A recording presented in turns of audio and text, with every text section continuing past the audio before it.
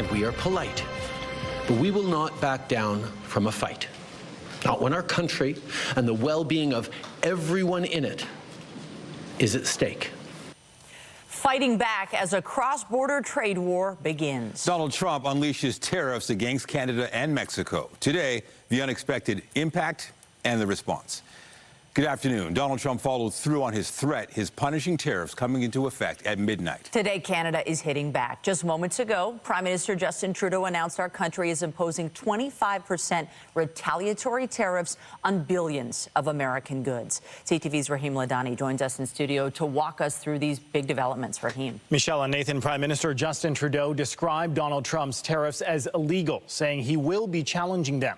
But in the meantime, he outlined a phased response to give Canadian companies time to adjust their supply chains.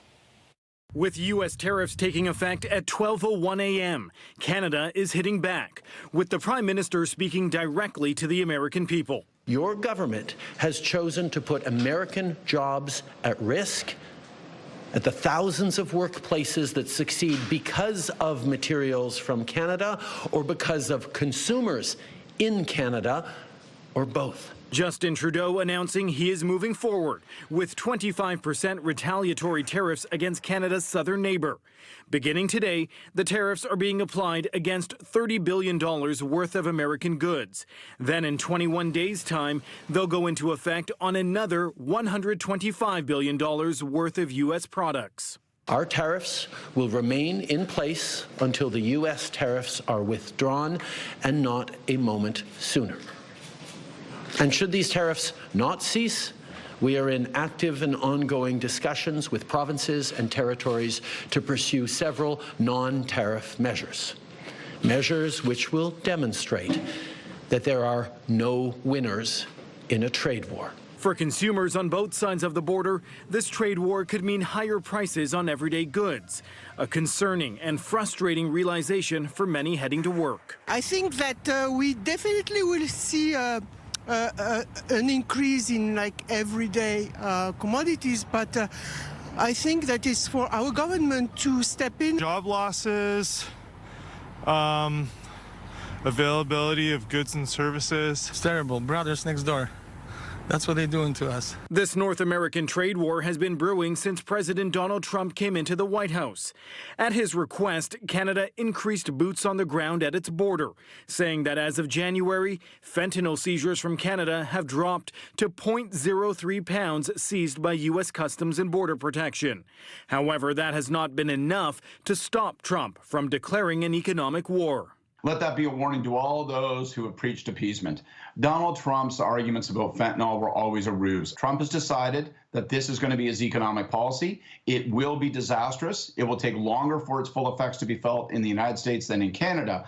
But again, we have almost no choice now but to fight back. Trump's executive order to hit Canada and Mexico with 25% across-the-board tariffs, with a lower 10% levy on Canadian energy, is being described by many as a break in conventions of international trade rules. The United States has made itself really in many ways a rogue nation. The uncertainty was killing us, and we're going. In fact, the S&P 500. That report from Rahim Ladani. Ontario's Premier Doug Ford is responding to the tariffs. Let's listen in live.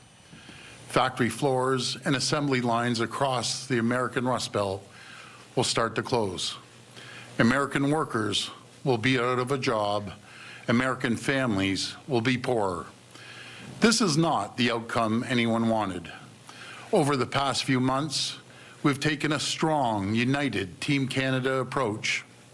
The federal government, provinces and territories, municipalities, unions, business leaders who have all made the case. We're so much stronger together. I've spoken to governors, senators, congressmen and women from every region, both Democrats and Republicans. They know, they tell me, these tariffs are a massive mistake. We could have stayed focused. We could have poured our effort into making Canada, the U.S., the two richest, most successful, safest, most secure two countries on the planet. Unfortunately, one man, President Trump, has chosen chaos instead. Now, we have no choice we have to respond. Earlier this morning, Prime Minister Trudeau and his team announced retaliatory tariffs. They have my full support for a strong and forceful response. Tariff for tariff, dollar for dollar. As they do, the federal government needs to ensure it's getting revenues from its tariffs to impacted workers and businesses as soon as possible. To support the federal government's efforts, Ontario will also launch its first round of retaliation. Starting today, LCBO, the largest purchaser of alcohol in the world, will begin removing U.S. products from its store shelves. And as the exclusive wholesaler, American brands will no longer be available in LCBO catalog, meaning other retailers, bars, and restaurants in the province will no longer be able to restock U.S. products. This is an enormous hit to the American producers.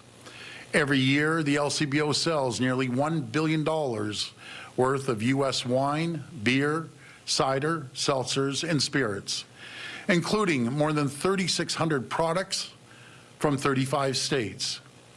As of today, every single one of these products is off the shelves. Also, starting today, all U.S.-based companies will be banned from taking part in government procurement. Every year, the province and its agencies spend about $30 billion on procurement, alongside our more than $200 billion plan to build infrastructure. U.S.-based businesses will now lose out on tens of billions of dollars in revenues. They only have President Trump to blame. I'm also urging all 444 municipalities to do the same, and I'm thrilled to see some are already stepping up. For example, Mayor Patrick Brown in the city of Brampton and many other cities. As part of this government-wide procurement ban, we're going one step further. We're ripping up Ontario's contract with Starlink. It's done, it's gone. We won't award contracts to people who enable and encourage economic attacks on our province and our country. Alongside federal tariffs and the measures my fellow premiers are bringing forward, this Team Canada's opening response. We also need to be ready to dig in for a long fight. We need to be ready to escalate using every tool in our toolkit. That includes surcharges or even outright restrictions on the critical minerals and electricity we supply to the United States. The critical minerals and electricity they depend on. Today, I'm writing to every senator, every congressman and woman, and the governors from New York State, Michigan, and Minnesota, telling them that these tariffs persist.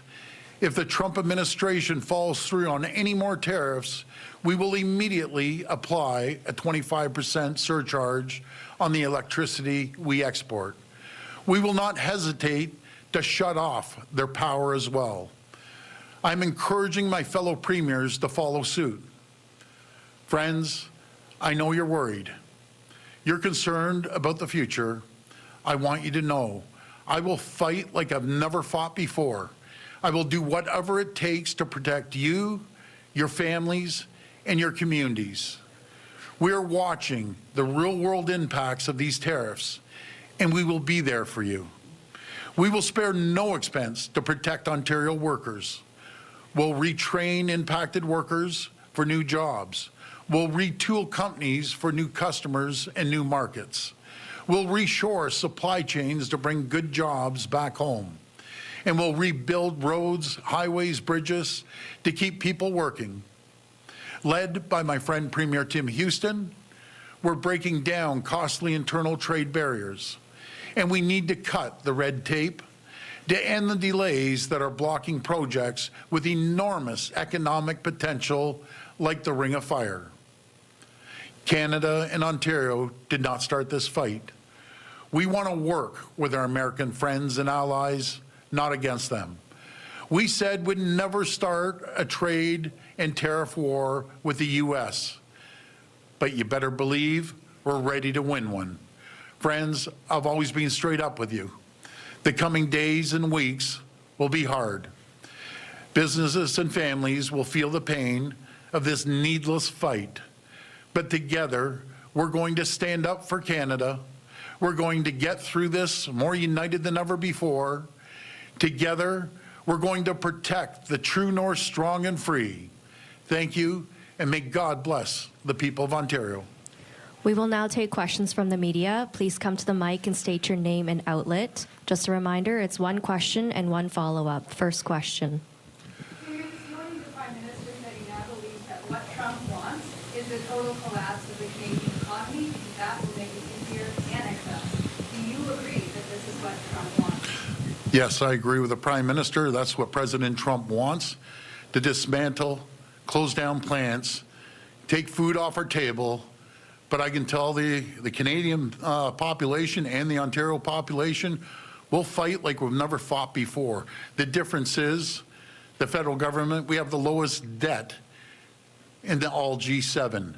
And Americans, the U.S., have one of the highest debts. And talking to the American people and all the elected officials, no one is agreeing. When Warren Buffett comes out and says this is basically, he's saying it's a disaster, along with every other CEO down in the U.S., this will affect Americans. It will hurt Canadians, but it's going to hurt Americans.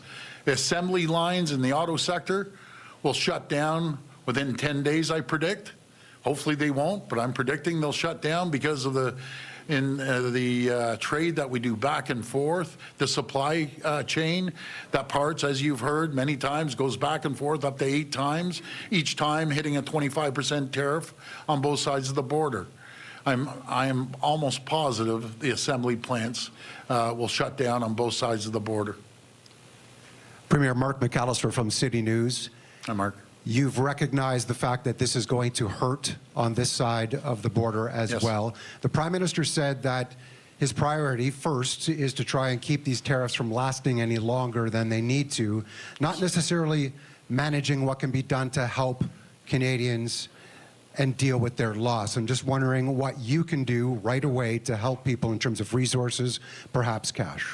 I'll be sitting down with Prime Minister Trudeau this afternoon, along with the premiers. We do have a plan, so no different than the pandemic, very similar. We'll be supporting the people, we'll be supporting companies, and we're making sure that we diversify our trade, bring in more opportunities from around the world. Folks, we have 51 countries that we have tariff-free agreements with. We need to unite with them. We've brought over $70 billion of business from around the world to Ontario, but we need to continue. What we have to blame, we need to look in the mirror. Over the last decades, we've taken the U.S. for granted as our #1 trading partner.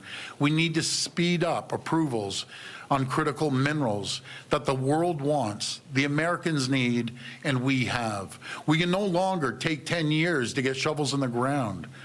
This is what we need to do on many areas. We need to move quickly. We need to move quickly on infrastructure projects across Ontario. The federal government, they need to move quickly. You're listening live to Ontario Premier Doug Ford making it clear that a trade war with our longtime ally and partner is underway. Ontario Premier Ford echoing the Prime Minister's retaliatory response, announcing that there will be no U.S. booze on shelves. The LCBO pulling those products immediately. All procurement contracts, companies that are U.S.-based, those are going to be banned, ripping up that contract with Starlink.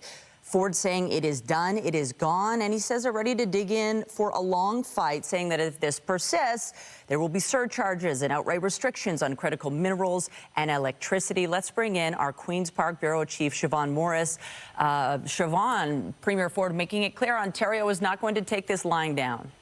This sounded really similar, Michelle, to a speech he gave a month ago when we thought we were on the verge of tariffs then, repeating a lot of those core threats. So we are back in this position now, Doug Ford says, because of one man, that is President Donald Trump, choosing chaos. So I'll go through some of those measures that Ontario is taking in the immediate term. If you've gone to your local LCBO this morning, you might have already started to see some holes appear on the shelves.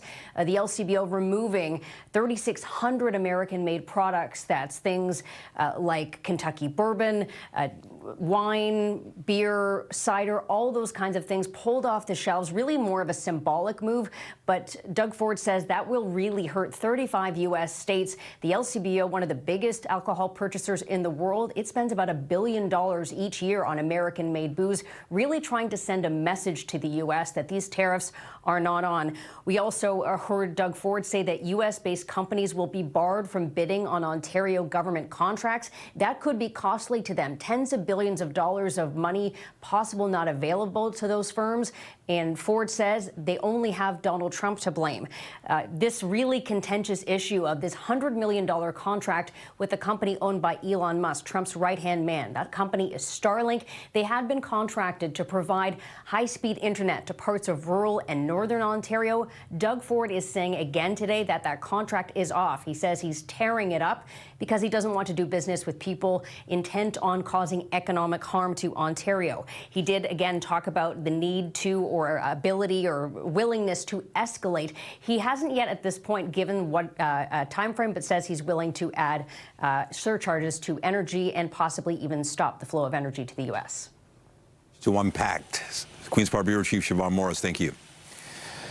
Businesses bracing for the impact of Trump's tariffs as well. CTV Sean Leathong joins us live from a manufacturing facility in Etobicoke with those details. Sean. Well, Nathan, behind me is a place called Ultraform Manufacturing. They make small auto parts that can be shipped throughout Canada and the United States. Their owner and CEO tells me that the orders have been dropping for some time. Now, this is a factory that I featured in a series recently that I did on the potential impact of tariffs. What they do is many of their parts are made out of aluminum, and their owner, Casey Vasudeva, was telling me today it's so intertwined between the two countries. He says the aluminum that they use is initially mined in Quebec, and then it's sent down to the United States to be refined, and then they purchase it back here in Canada in order to make these small auto parts. From there, those auto parts can be sent to automakers in Canada and the United States. They're sent to engine makers. Many of the parts are used for engine coolants and then put into cars. Now, to give you some context of what's happening in the orders that they're seeing right now, he says he's currently in talks with an American customer of theirs where a $1 million order is on the line because Ultraform is saying that they can't possibly produce that order because it would cost them an extra $250,000 just to ship the item over to Michigan. So the owner of the customer is actually coming here today to talk. Here's a little bit more from Casey on what they're seeing in their orders. Right now, our sales are around, I will say, 700,000 a month, but it's dropping like there's no tomorrow. And I think it's going to drop to about 300,000, and then the company can't afford. We will have to lay people off, and the government will have to come with a work sharing program so that the skill we have, we don't lose the skill. Now, what Casey is preaching is a more made-in-Canada approach. He's saying that what's important for Canada is that we can't be shipping parts to the United States anymore. He says we have the skilled labor, the natural resources to make the entire product in Canada and then sell it to the world. He says it would take, within 2 years, we would actually start to see job growth in Canada. But in the near term, there will definitely be pain. Reporting live, I'm Sean Leathong. Michelle, send it back to you. Thank you, Sean. And for more reaction to these tariffs, we're joined by Unifor National President Lana Payne. Lana, thanks for being with us. Trump's tariffs, we know, are going to have real consequences for Canadians as well as his people, Americans. And you know more than most. You've no doubt been hearing from members. What are they saying about this and the impacts? Oh, Michelle, I think the reality is right now is there's two competing feelings going on with Canadians. One is a lot of anxiety around these tariffs, the impact on Canadian workers and Canadian jobs. And we have a lot of members, obviously, who work in trade-dependent areas of the economy. And then the flip side of that is incredible solidarity that we've seen from not just our members, but all Canadians, understanding this unprecedented moment that we are in as a country and what we have to do to fight back. There's a lot of fear that we could start to see real consequences very soon, especially with regards to the automotive industry, because we know how integrated it is. What's your sense? Could we be seeing some real fallout right away? Yes, absolutely. You just had a business owner on who talked about his own facility and the challenges of producing parts with a 25% tariff on it. The reality is, and it's not just me saying this, many in the auto industry have said it, and that is the integration of this industry across North America. A tariff of this size will result in some companies just not being able to operate, and then that shuts down production across the line.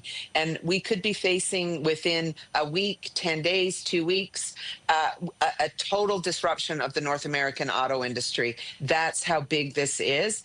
And honestly, maybe that's what we need right now to bring this to a head and bring it to a head quickly. Now, you heard from the Prime Minister, from Doug Ford. What do you make of Canada and Ontario's response?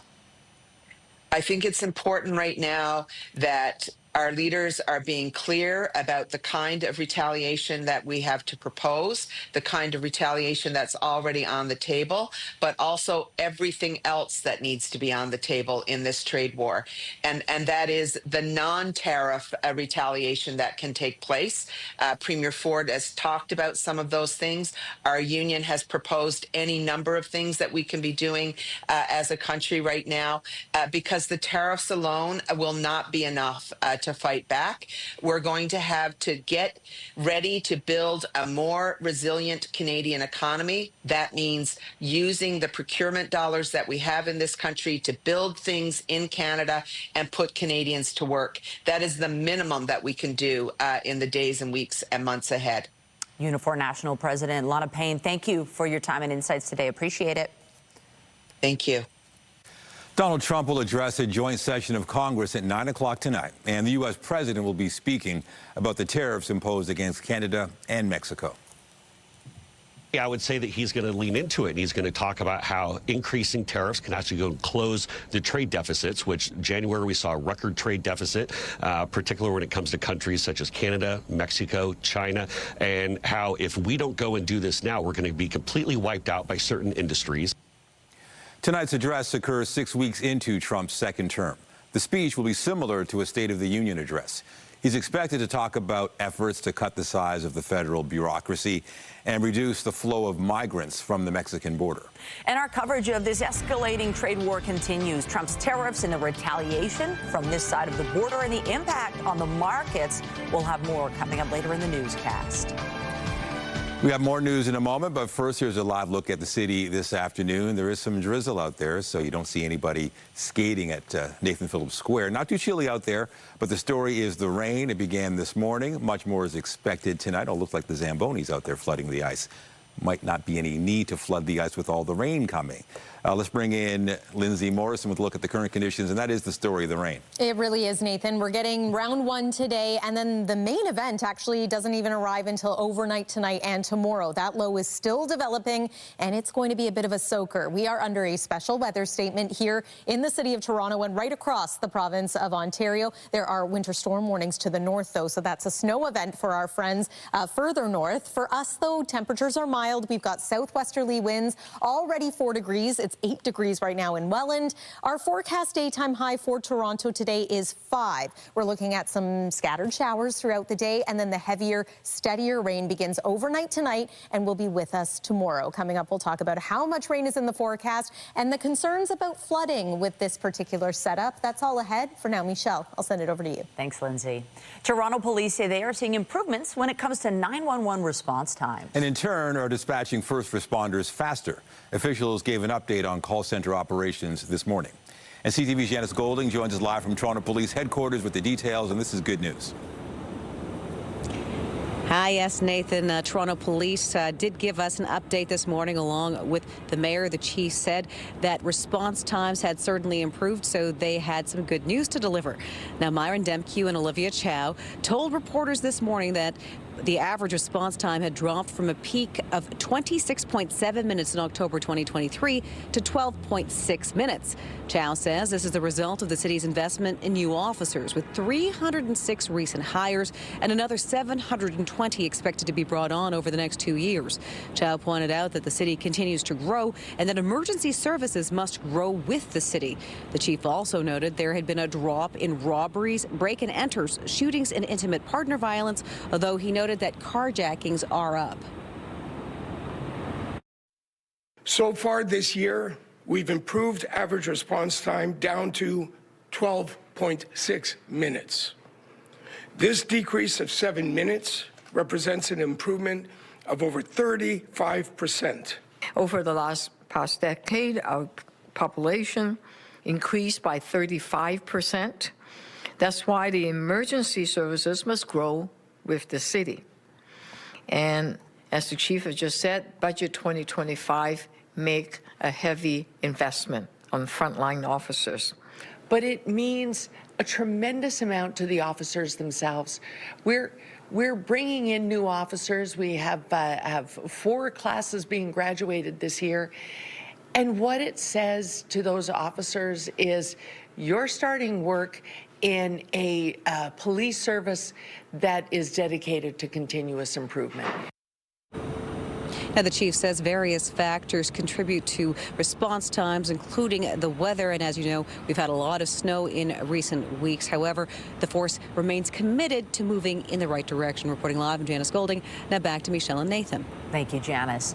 A man is in hospital after a shooting in the West End. This happened in the area of Keele and Rogers Road around 10:15 last night. Police say the man made his own way to hospital and his injuries are not considered life-threatening. There's been no word from investigators on possible suspects.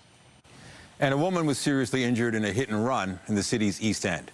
Toronto police say she was struck by a vehicle near Kingston Road and Glen Manor Drive at 5:30 p.m. yesterday. The driver fled the scene, and police have not provided details on the vehicle involved. The woman was taken to hospital with serious injuries, but she will survive. The investigation is ongoing. We return now to our top story, the U.S. tariffs on all Canadian goods. There's so much concern and uncertainty about how the duties will affect the everyday lives of Canadians. And the tariffs are already having a negative impact on the markets. For more on that, we're joined now by CTV's Scott Hurst. Scott, how are the markets looking so far today? Good afternoon, Nathan. Everything we've been hearing from leaders so far today, from the Prime Minister to Premier Doug Ford, is that this will be tough. This will hurt Canadians. This is an unjustified trade war, and priority number one is to get the tariffs lifted now. As the Prime Minister said, Canada didn't want this, but it is ready for this. And the Canadian Chamber of Commerce also sums it up in a statement saying today's reckless decision by the U.S. administration is forcing Canada and the U.S. towards recession, job losses, and economic disaster. And this is what takes us to today's markets. They have been dropping significantly since Donald Trump announced yesterday that tariffs would be imposed today. Here's a live look at the Dow Jones, down kind of waffling between 5 to in the 600s, and that is about 1.3% in terms of losses. And here's a live look at the TSX. Markets here in Canada also reacting negatively to the tariffs being imposed on Canada and Mexico.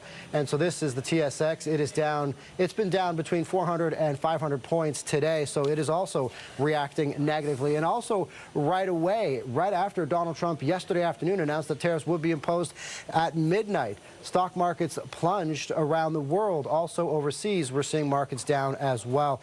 And to put it in perspective, here are some of the numbers. Here's some of the what's at stake. According to the Canadian Chamber of Commerce, about 1.4 million American jobs are tied to Canadian exports, and more than 2.3 million Canadian jobs are tied to U.S. exports. So there are also lots of jobs on the line here, too. Industries will hurt, and Canadians and Americans, regular workers, will hurt as well, potentially lose their jobs. And on top of it, if you're looking at this graphic right here, Today is when 25% tariffs on all Canadian imports, 10% on Canadian energy are being imposed, but there are potential for more tariffs ahead from the Trump administration, threatening 25% tariffs on steel and aluminum in the days ahead.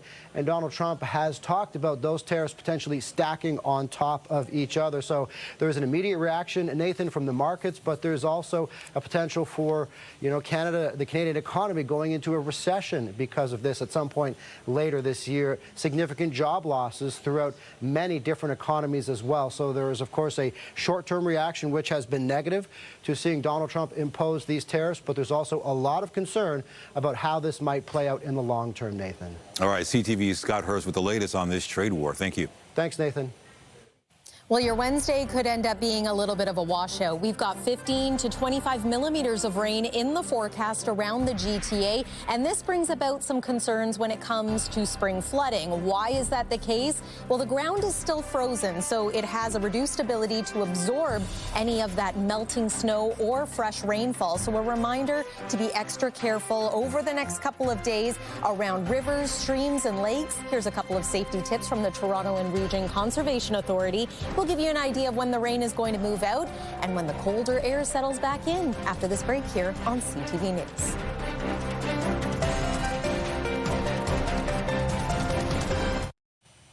So we're getting some weather today. It's not cold, but already we've seen rain, and we're anticipating a lot more. Yeah, we had some this morning, and we know a huge amount is expected later, I guess late tonight. Yeah, I like to say that what we're getting today is the appetizer. The main course is still to come. And with that main course, we can expect some heavy amounts of rain beginning overnight tonight with us throughout the day tomorrow.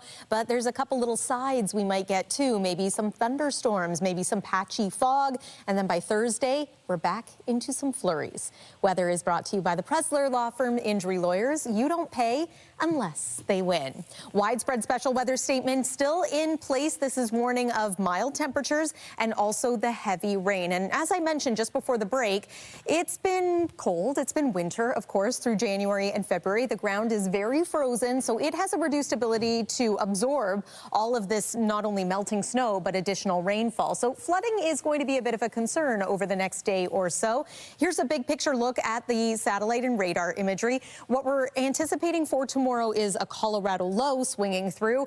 It's moisture laden. We're expecting a whole lot of rain in the south. We're expecting heavy snow in northern parts of Ontario. And then on the backside of that low, we too will tap into some colder air and, yes, likely some flurries. So 15 to 25 millimeters of rain is what we're expecting with this particular storm. Let's break down the timing for you. I just want to show you this evening. We do get a little bit of a break from the precipitation. I know many areas are getting showers right now, but then overnight and waking up tomorrow morning, the rainfall could be at its heaviest. So that's about 6 a.m. Then it'll be on and off throughout the afternoon and into the evening. Keep the umbrella handy really throughout the day. As mentioned, embedded thunderstorms a possibility. Fog patches expected to develop around the noon hour.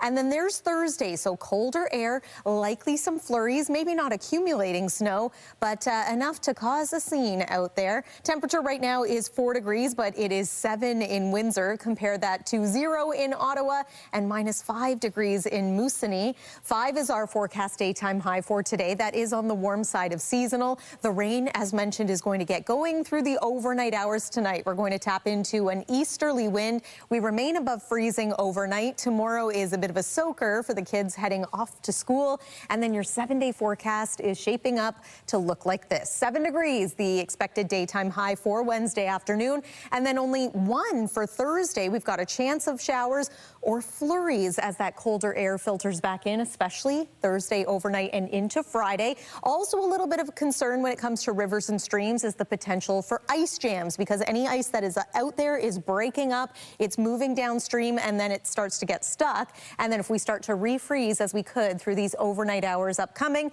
that could create some problems too. We're back into some sunshine for Friday, and the weekend starts off on a bit of a cold note as well. That's your look at the weather. Nathan, over to you. Thanks, Lindsay. A developing story in Ottawa. Here's a live shot from the capital where protesters have gathered outside the U.S. Embassy. It's in response to the tariffs and cross-border trade war. A live report after the break.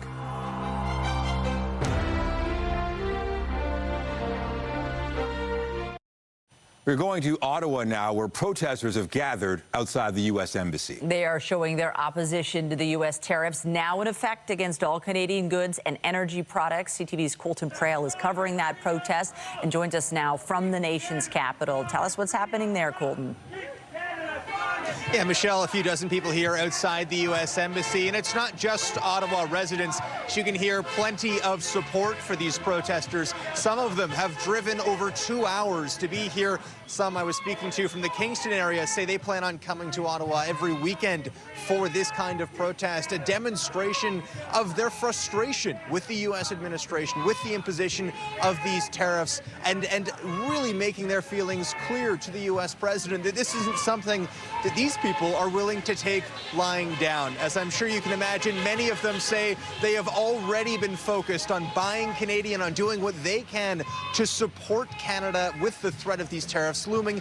Now that they've been imposed, they say they're going to redouble those efforts and do everything they can to support local businesses and support the country through the economic pain that they know is coming, but are willing to accept if it's part of the response and the retaliation against the U.S. administration. Colton, what would they like to see? All levels of government have a role to play here in reacting to this. What would they like to see? They'd like to see a more unified front. That was one of the things that I was speaking with, and there was a real urge for a strong, consistent message. We've seen a lot of disparate messages in the lead up to this. They were really hoping for a clear and strong response. The other element that I asked one protester that they'd like to see is a more firm response to the U.S. government.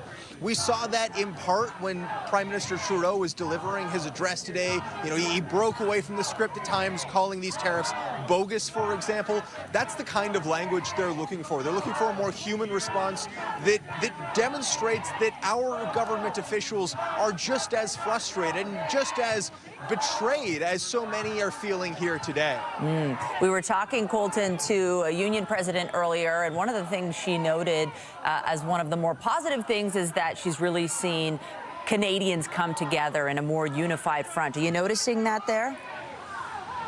Absolutely. I mean, we're seeing a number of different groups here, a number of different, diverse backgrounds and types of workers. Obviously, in Ottawa here, you've got a collection of French and English throughout all of this. But really, yes, I mean, this is a very unified group. These are a number of different regular protest groups that we've seen in part as well over Ottawa, but all coming together with a similar message, all coming together, unite by this opposition to these Trump tariffs. And certainly that's something we've seen not just here in Ottawa, but across the country. This has been a unifying force because it is every Canadian that's facing this same threat. It isn't, reliant on just some industries. It's not, that golden horseshoe in the steel and auto industry that's just getting hit.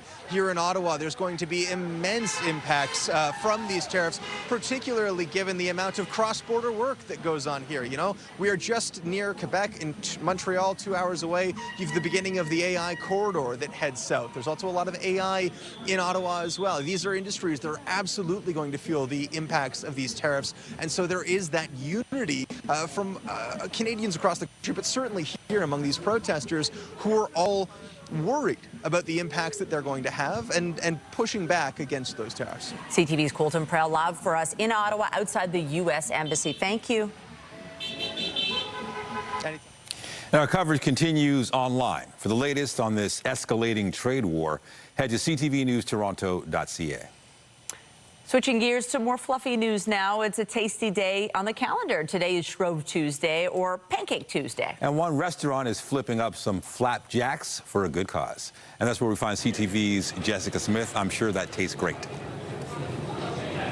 It tastes great, it smells great, Nathan and Michelle, and you're right, we are kind of enjoying our pancakes with a meaning today. I'm here with Kate from the Canadian Cancer Society. You guys are teaming up with Sunset Grill again. They've been doing this for 15 years. Why is it so important to you guys to give back in such a delicious way?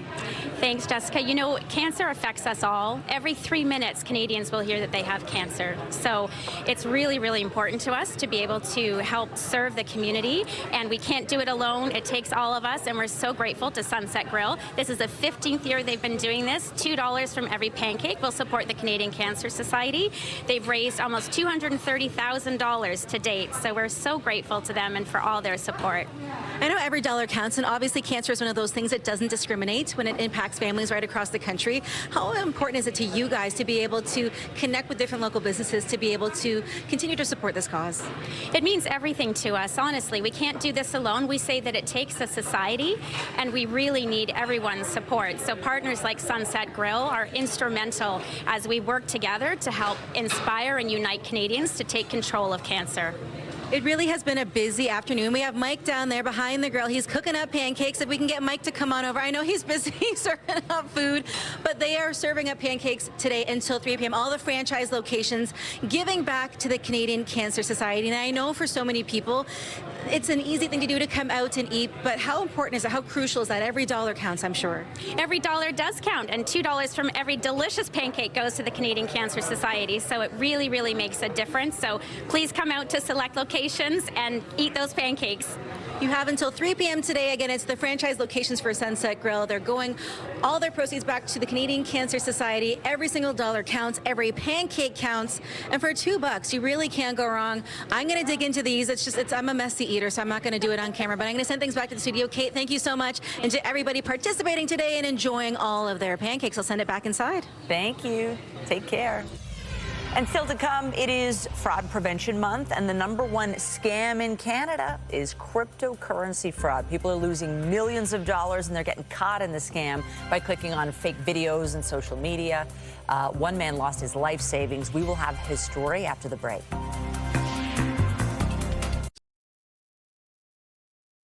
We have more reaction now as those U.S. tariffs take effect here in Canada. The leader of the official opposition is vowing to stand up for Canadians. You are afraid right now, and I understand. I want you to know that I will fight for you. I will fight for your job. I will fight for your family. I will fight for your chance at owning and paying off a home, and I will fight for your retirement. And I will fight to put Canada first. To other news, there are all kinds of ways fraudsters are trying to separate you from your money. And according to the Better Business Bureau, cryptocurrency investment scams remain the riskiest of them all. CTV's Pat Foran has the story of a man who lost $500,000. That night is when I realized it was all a big scam. Like, it was very devastating.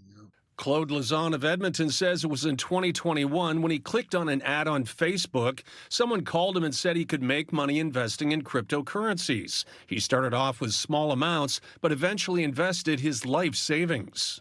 We need to make sure you don't get charged for money laundering, so you need to give us $200,000 right away, and that's what ended up happening. I cashed out my RSPs to do that. Leathong was scammed out of $500,000. It pretty well ruined my life. According to the Better Business Bureau, when it comes to the riskiest scams in Canada, the investment cryptocurrency scam is in first place. 45% of investment scams involve cryptocurrency. The top platforms where victims are introduced to the fraud are Facebook, followed by Instagram, WhatsApp, and TikTok. Criminals are using fake Elon Musk videos that have been altered with artificial intelligence to make it look like he's promoting crypto investments. There are also fake videos of Prime Minister Trudeau that have also been manipulated with AI. We have developed an investment platform that we believe can help every Canadian safeguard their financial future. Hope is coming. We're trying hard.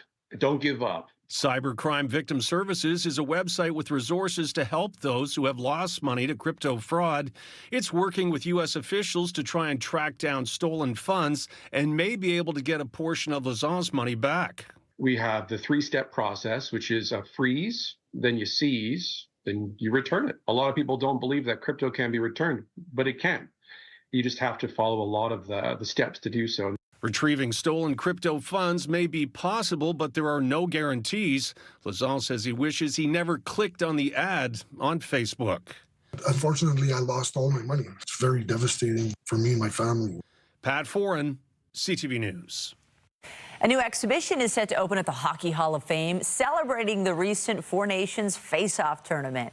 The exhibit will include artifacts from last month's tournament, including Sam Reinhart's Team Canada jersey and Matthew Tkachuk's gloves. The newly engraved Four Nations Cup will also be on display. And at 29 inches tall, it is just slightly smaller than the Stanley Cup. And that cup was won, of course, by Canada in that thrilling 3-2 overtime win over the U.S. back on February 20th. The exhibit opens on Thursday. We're going to take a short break, but we will return with your weather forecast. There is a special weather statement in effect. We'll get you caught up in moments.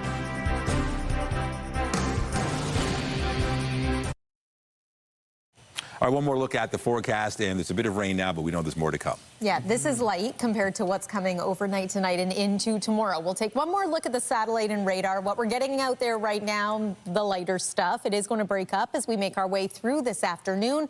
It's overnight tonight, the beginning of the bigger system. Special weather statement in effect, as you can see right across southern Ontario, 15 to 25 millimeters of rain. We will likely be impacted by this at its most intense through early tomorrow morning. So just as many are waking up and heading out the door. Afternoon high tomorrow about 7 degrees. At that point, we might also experience some embedded thunderstorms. One more look at the 7-day forecast shows colder air moving in starting Thursday, and we'll feel it at times over the weekend too. Nathan and Michelle. All right. Thank you, Lindsay. And that is CTV News at noon. Remember, you can get Toronto's breaking news every day on CP24. And at our website, ctvnewstoronto.ca. And for Lindsay Morrison and all of us here, have a pleasant afternoon. I'm Michelle Dubé. And I'm Nathan Dowd. And be sure to join us later for CTV News at 5 and 6. Have a great day.